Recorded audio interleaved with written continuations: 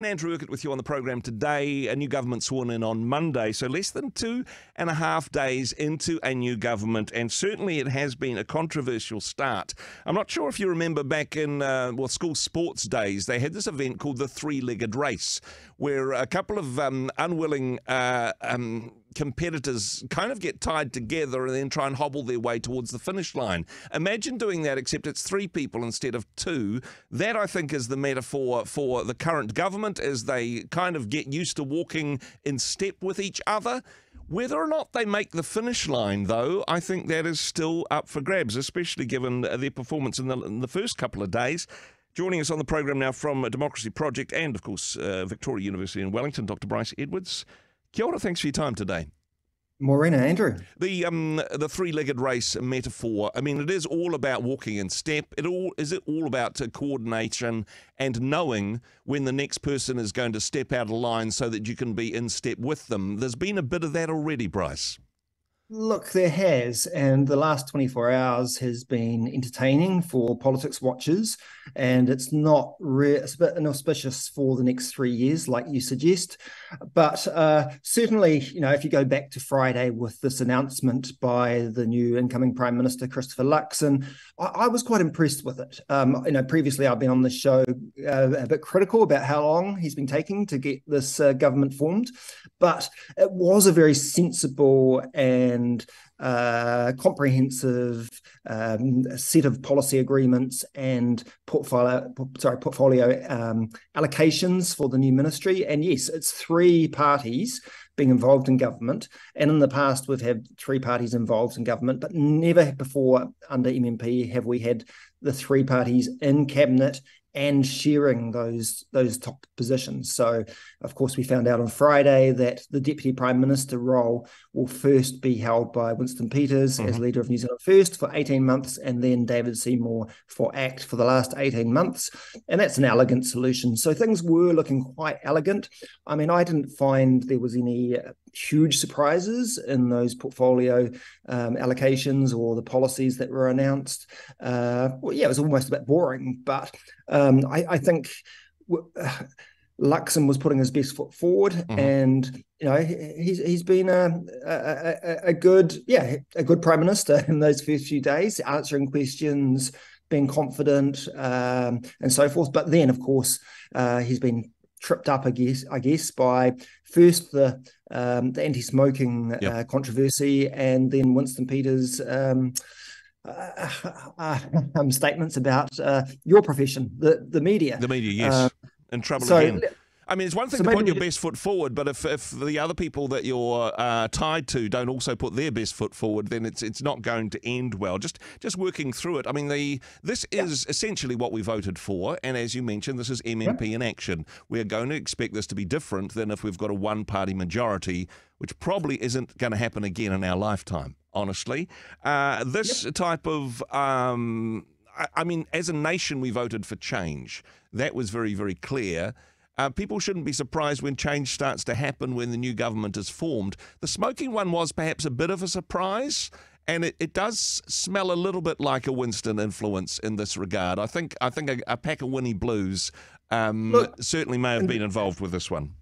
Look, I'm not commenting on whether the policy reversal was right or wrong, but certainly both National and ACT were in Parliament when this legislation was put forward about a year ago, and they voted against it. So there's no real surprise that they're opposed. So just to be clear about what's happening here, we've had smoke-free legislation for the last 20, 30 years, trying to reduce the numbers of smokers in New Zealand, reduce the harm.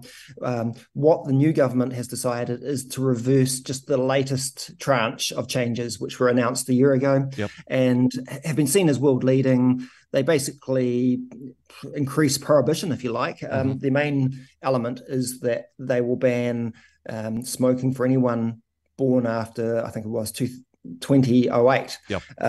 And so that was world leading. The UK government have since copied that sort of legislation, But yeah, National and ACT voted against it a year ago, so they were always opposed to it. It's no surprise that they're now, implementing their policies on that. Some people would say it will world leading, others would say draconian and heavy-handed and too much government, not enough freedom of choice, right? Indeed. And I think the complication for the government is the tax element of it.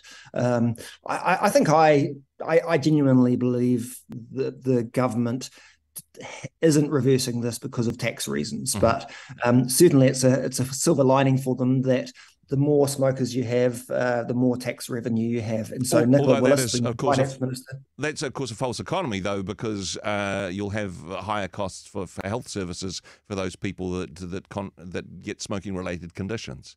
But there's a lot of arguments about the pros and cons of this. I mean, I don't know. It's sensitive stuff, but you also have shorter lifespans for those people, less hospital care, ultimately, I think, for people that die of smoking-related illness. But nonetheless, I don't know. I think it's a bad look for this government, and they've got a lot of bad, negative international headlines. To what extent the public's going to care about it, I'm not entirely sure.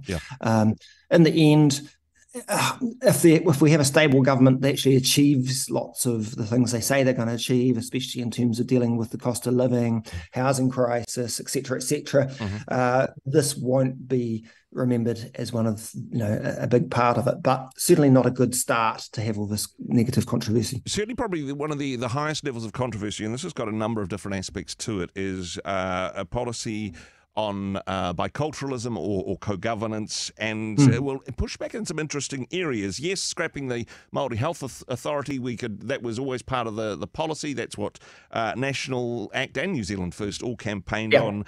However, dumping te reo names for government departments, it seems like a petty and unnecessary expense. The argument from National and New Zealand First in particular are that they're not getting rid of the te reo names, they are prioritising the English ones. So instead of Waka Kotahi, NZTA, it will now be NZTA, Waka Kotahi. And same for those other, the Ministry of Health, etc., instead of Te Whatu Ora. Or Health New Zealand, I think it will be called. So, and I think Luxon had a point when he says that lots of New Zealanders just don't know the names of the government departments. And maybe it's a case that they haven't had those te reo names for long enough. But I think he makes a good point that it's quite important for citizens to be able to navigate government agencies. The other point where all three of these parties are in step is the tough on crime, all campaigned on it. It seems so far, though, that certainly in the first 100 days, tough on crime looks more like tough on the police commissioner. Do you think he'll make Christmas? I do, actually. So the new police minister, Mark Mitchell? Mark Mitchell met with him, I think it was yesterday, had a good conversation apparently for an hour. Of course, National's been very critical of the police commissioner in the last year or two.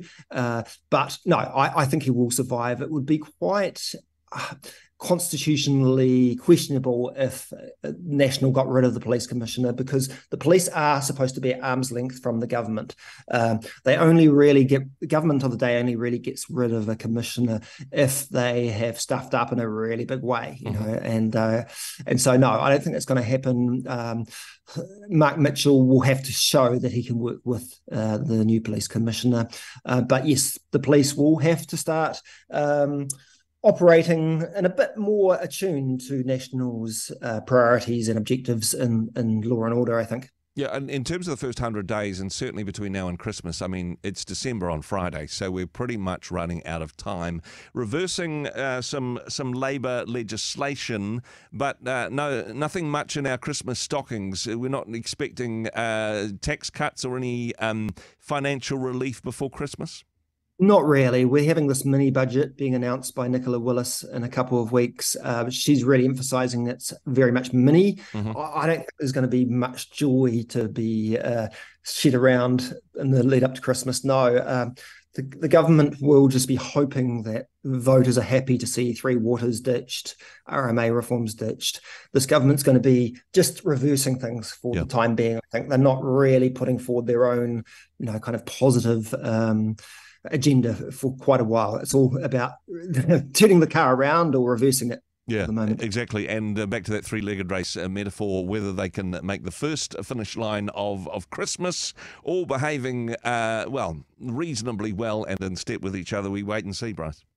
Well, it's Winston Peters that is the one to watch. As we've seen in the last 2 days, he's really gunning for you guys, for the media. Yep. And he's making allegations about some of the state subsidies for media that he argues has been something of a bribe and has influenced the way the media reports on things. I think he's really angling at this idea that the Public Interest Journalism Fund required media outlets to show a commitment to partnership with the treaty, et cetera.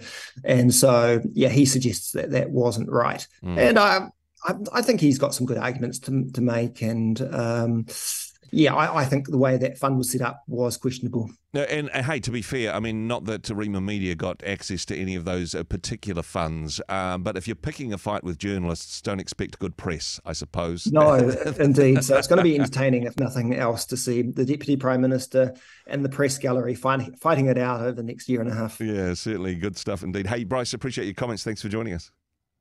Thanks, Andrew.